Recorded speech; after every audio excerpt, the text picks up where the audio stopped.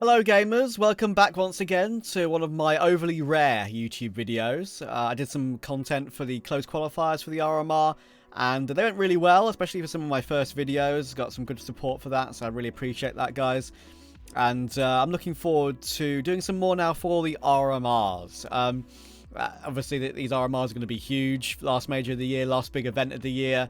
I can't wait to get into them and see how they're going to go. I think RMR A is pretty easy in my eyes compared to RMR B, and I'll get into my thoughts on that in the future. It's going to be a bloodbath either way, and I can't wait to see how it goes. Once again, I'm going to be mostly going off of personal feeling for these games, these teams, and off the rip from memory after casting them over the calendar year, especially the tier 2 teams. And I think probably picking the 7 teams that I think will qualify out of each RMR. There, of course, is a 7th place decider match in each of these RMRs to decide the last team to qualify. So relish that, because that'll be the last time we get to see those incredibly high stakes games in decider matches that can make or break some players' careers. Whoever is in those decider matches are going to have to learn the hard way if they do come out on the losing side. But firstly, without wanting to blow my trumpet too much, I want to just quickly mention my Preds for the close qualifiers. I was quite happy with it overall. Sangal to qualify, Jota was top rated, got Passion UA bait, 9 Pandas, Game Legend Sword, Amiga, C9 and Sashi. I was right there, Ents, Koi, Amcal and OG wouldn't make it. I think the main things that I didn't see were Big going 3-1 off of online form, which they've always been a bit up and down with, and Sinners looking so incredible with Oscar just going on a full hard carry mode. So let's get into RMR A now. And I actually think this is, as I said, the easier of the 2 RMRs. I think there are 4 obvious locked picks here. Navi have had their blip. Their final streak has finally come to an end with the Blast World Finals loss to FaZe. I think the fatigue burnout has finally caught up with them. I can see this as a silver lining, though, I think, to fix some mistakes, learn what went wrong in their setup/prep for Singapore, and confirm that era in Shanghai. I still think it's a mini era for Navi now. Their streak has been unbelievable, and I do believe Blade is the GOAT because of all this. He's done it with 2 separate Navi teams, one national, one international. So, absolutely deserves all the credit in the world. If they do win the major, it's an era. Confirmed 100% by most people in the scene, I would say. I see no way that Vitality and Maus don't join them. I honestly believe that FaZe, if they were in RMR B, there would actually be a risk they wouldn't make it. FaZe have been very wobbly in recent times, and I do think there's risks for them, without a doubt. There's pitfalls. But I think they should still make it through this particular RMR. There's too many lesser opposition that I don't think they should worry too much about. I believe they play Cloud9 first.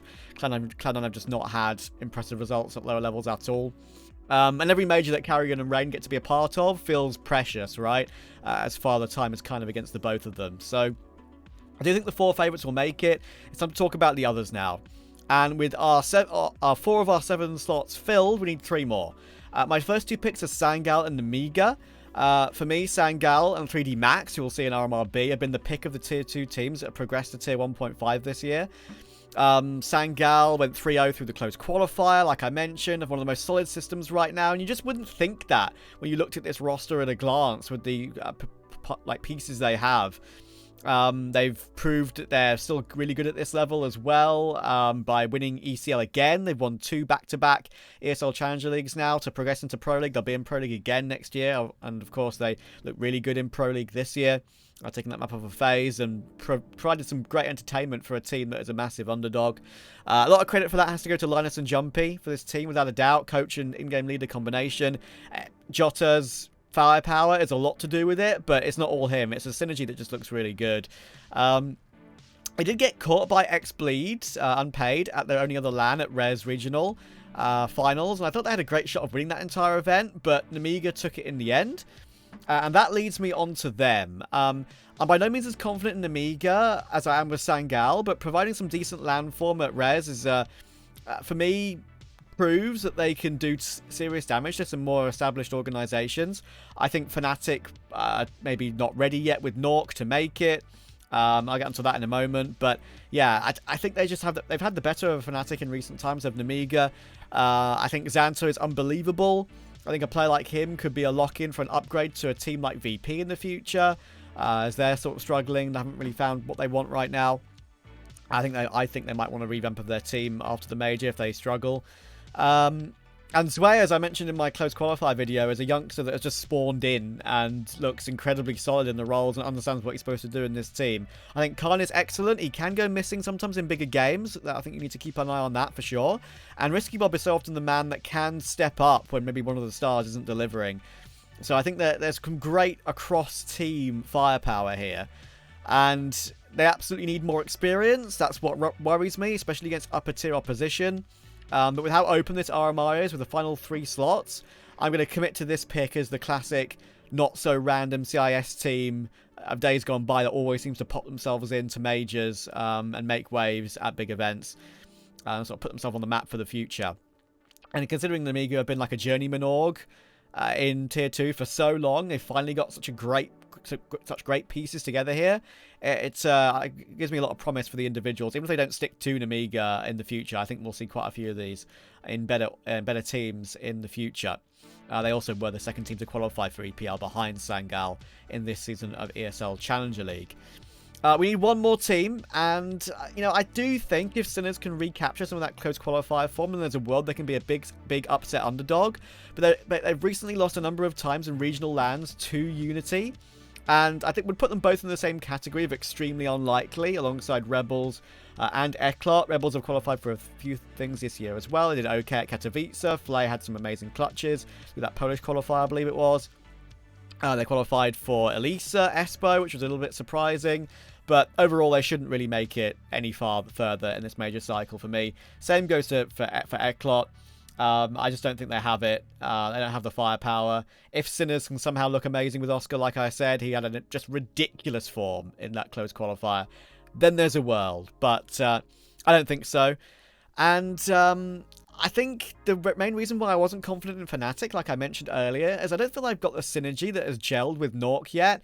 I've seen way too many maps from them where they just don't seem on the same page. Mattis is getting a little bit tilted, however much I love him and think he's a great individual player.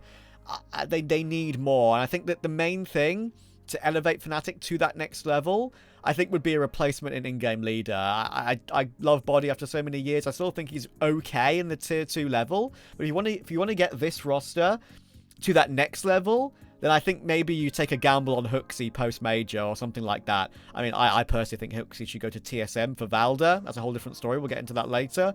But something like that to really make a change to this team and get them to that next portion. I still think Crims can do great work. He doesn't need much resources anymore. As BlameF mentioned in one of the interviews, he just does his own thing and does okay. But I don't think they're going to make it, I'm afraid. And while I always trust in Gamer Legion as well, I don't think they've had enough time with Torsen to really gel as a group either. I always have an inherent trust in Gamer Legion to provide some form of upset with the Ash/ZTR brain power, without a doubt. But I can't feel like I can really take them. And Cloud9 don't have any recent results at all that would make me believe in them. There's a few random wins, like the Rio qualifier and stuff like that against Heroic, which was okay, but genuinely, they've had nothing to show of their recent performances. They've not really even played in much, which is the main criticism I would have of them. They played that Rio qualifier, which they won the opening game against Heroic, and then lost the next game, and then the lower bracket game straight away. They also played in the Thunderpick World Championship, of course, and didn't make it through to the LAN portion of the event. So I've got big question marks, and I really do wonder where they're going to go next with that team. But as another sort of same team at that level is BetBoom, right? And they may have won a CCT in September by beating 3D Max and Sangal, those two teams I mentioned that I think are amazing in Tier 1.5 this year. A big caveat of that result is that Celta was standing in. Celta from, I think, Gun 5, if I'm not mistaken, was standing in for Nafany as he was ill, and they still managed to win. So what does that say about Nafany? The fact that Celta stood in... I know, it's a bit of a weird one, but it's only an online event, but I think that does kind of mean something. The only team they beat in the most recent ESL Challenger Atlanta LAN was Rooster. They also lost to Bondic recently. Yes, Bondic and Favbet in the year of our Lord 2024. And that was our most recent match. So, yeah, I got no idea. The elephant in the room here is, without a doubt, Falcons. I've absolutely no doubt that they'll put in some incredibly hard work to get themselves ready for this event. but not even as simple that is showing flashes of old. And I was very incredibly fortunate to cast Simple's first game back against 3D Max, and he did look good in that Nuke game. But even if he looks like he does in that Nuke game every game, I'm not sure that's enough to get them over the line. Especially the performance at ESL Challenger Katowice. It's just, they're just not there yet as a group. And they're just waiting for Nico at this point, Falcons. They're just waiting for the major cycle to be over, waiting for Nico to be confirmed to be moving over to Falcons. That's pretty much is confirmed at this point, after what the G2 CEO said in an interview recently. The team that I'm picking to make it in this group is Saw. And the fact they managed to win ESL Challenger Katowice, perhaps possibly one of the most stacked challengers ever, when everyone was so rightly doom and gloom about the roster going into the event after the changes, they deserve to be celebrated for that, for sure. I mean, removing Arosdos and Berry after the success in 2024, it was highly, highly questionable for me. But Agile seems to have slotted into his role super quickly, and the experience that he's got with some of the old FTW boys seems to be helping massively. I've got no idea what to expect from Golden as the coach, which I don't think has been added to the Liquipedia page yet. But I can trust in Mutuis' system very, very easily. So, my final 7 for RMR A: Navi, Vitality, Mouse, FaZe, Saw, Sangal, and my left field pick over the likes of Cloud9, Gamer Legion, Fnatic, Falcons, BetBoom will be Nemiga. Now, RMR B.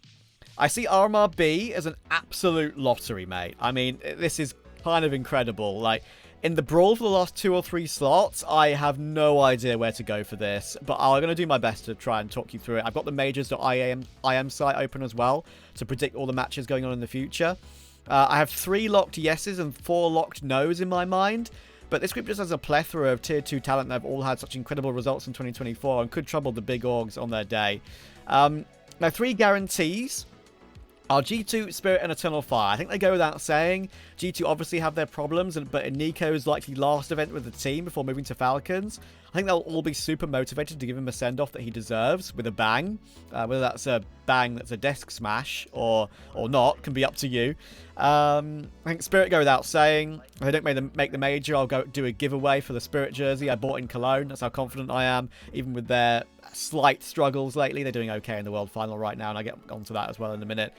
And Eternal Fire's ESL Pro League performance just gives me too much confidence that they're going to be fine. Their floor is way too high now to worry about some of the lesser teams. They can get caught. I think this is the one group where they could get caught, but I'm still confident enough in them, and I'm going to take them to even qualify 3-2, even squeak through that close if there's an issue in some way, despite a below par Challenger Katowice. I'm a lot less confident in these 3, but I still think the 2 that should make it are Heroic and VP. I'm happy to see some good signs from Heroic, especially at Rio, and their Thunderpick result is going to be pretty good as well, making it through the online finals. They're in the grand final of the main event now at LAN as we speak, going up against Mongols, I believe, tomorrow as I record this, which is exactly what I expect for a team of this quality, right? As for VP, they truly worry me, despite a couple of playoff appearances at including IEM Rio and some signs of the old Jame. They got completely checkmated by Krisen's OG and Thunderpick twice. 2-1 and 2-0, and to not be able to get a response in the following best of 3 is, the rematch best of 3 is ridiculous, I think.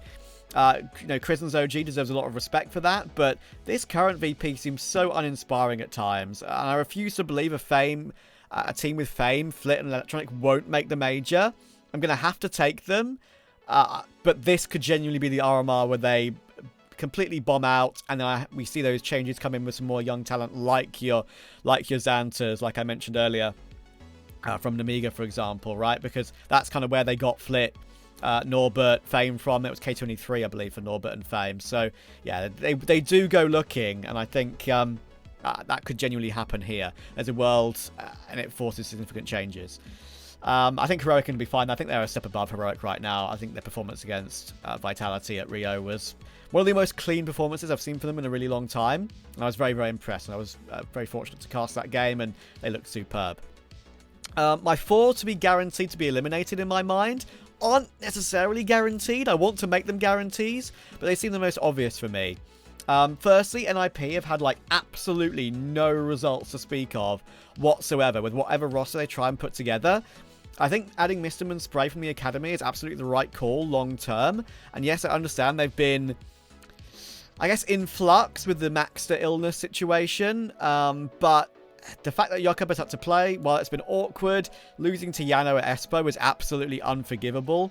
I have nothing against the players, but nothing to do with this org is fun anymore, man. Like, I'm on full hate watch when I watch them play every single time. And as I say, it's nothing against the players. I actually really like the individuals. But completely uninspiring. And a reminder with NIP here. At the time of the invites for this RMR, they got through via the Valve regional standings. They got straight invited here. And didn't have to go through the closed qualifier. If they had to go through the closed qualifier, I reckon they probably wouldn't have made it, in my eyes. The other teams that I think probably won't make it are Paravision, TSM, and Sashi. I think, for me, Paravision, they have flashes, and the addition of Alpha has absolutely revitalized Patsy. I think he's made him look incredible again. Belchanok is one of the most underrated players in Tier 2 at this point for me. I think he's really good. One of the most underrated riflers from this level of Counter-Strike. And Art Frost is still excellent, but after they made it through the RMR, with slightly strange circumstances with the coach incident and the recent landform not looking too amazing, I think they'll go out like 1-3 or similar. Same goes for TSM or Sashi. I think the only event in the last few months that they've looked any good in is ECL for the both of them, and neither of them have qualified through Pro League. As I said, through that, it was Sangel and Amiga to do that. So, TSM worry me quite a lot. The addition of Syrah for Mouse NXT was, for me, the right call. But the main man for them is still Zyphon. He's put in some incredible hard carry performances for them in recent times. But their recent results are awful. I know I said earlier not to focus too much on recent results because they can skew ideas when teams are mostly preparing for the RMR and not maybe focusing as much on online games. But they really worry me. They've lost to 2 random Russian teams recently. I think Hotu and Team Space, if I remember correctly. I mean, Team Space don't have a terrible roster, but they're easy losses, and it's looking like a massive struggle. Sashi's recent form is also similar, in my opinion, to that of TSM, so I don't think they're going to make it for me.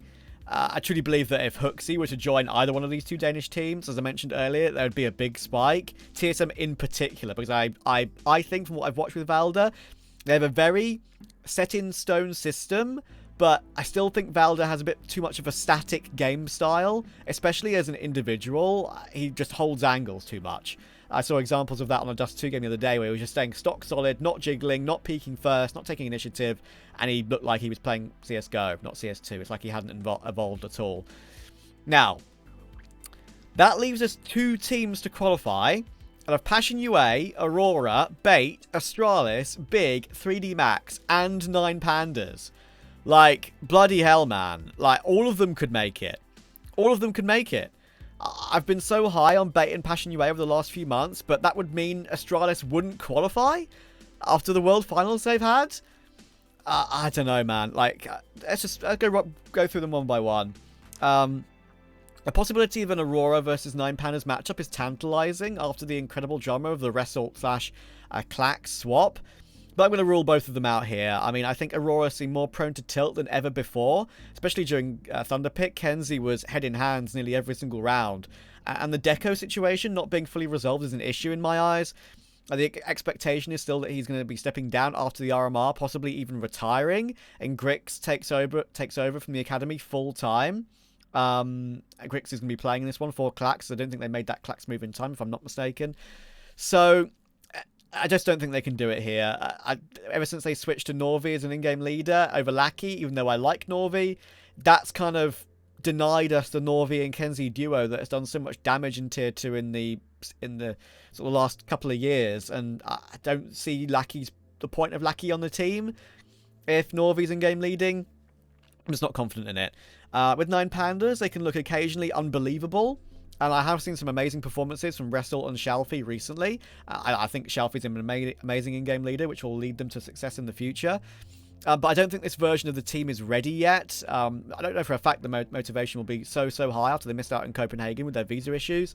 But I just don't think they're ready just yet over some of the other teams in this group that have proved more this year.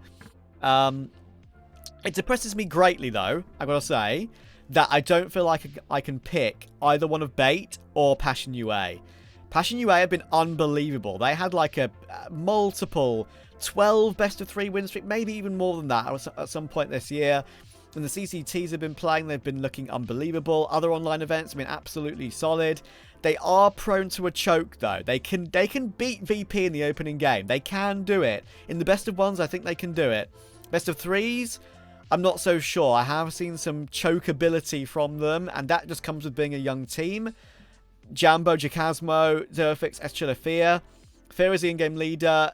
S-Chiller and Zerofix can pick up the slack when Jacasmo and Jambo perhaps fall off. The synergy is unbelievable. But I just think maybe it's one major too soon for them. There's definitely a world, but I think it's one major too soon. As for Bait, they've proved a lot more this year, at least I think on LAN for me. But the thing with Bait is they've famously got into incredibly strong positions in RMRs in days gone by over the last 3 years. They've been 2-0 and then lost in the decided match 3-2. They've been in 2 separate 2-2 matches. I remember casting the one for Rio in 2022, the Rio Major against Gamer Legion, where Gamer Legion beat them. That was the Gamer Legion with Immer and Shui. That was when Gamer Legion truly put themselves on the map in the major scene. Well, they've been amazing this year and had great results on LAN. I'd be picking them over Astralis. That just looked incredible in the World Finals, and 3D Max, who've been such a rock in Tier 2 this year, that I think they've reached Tier 1.5. Dude, like, it's so tough, this one. This one's really tough. If I wanted to go with my heart, I would pick Bait. I would genuinely pick Bait. And maybe even pick Passion UA. But if I'm to go with my head, it has to be Astralis. And it has to be 3D Max after the year those two have had. 3D Max have qualified for so much, played so many LANs, look super solid.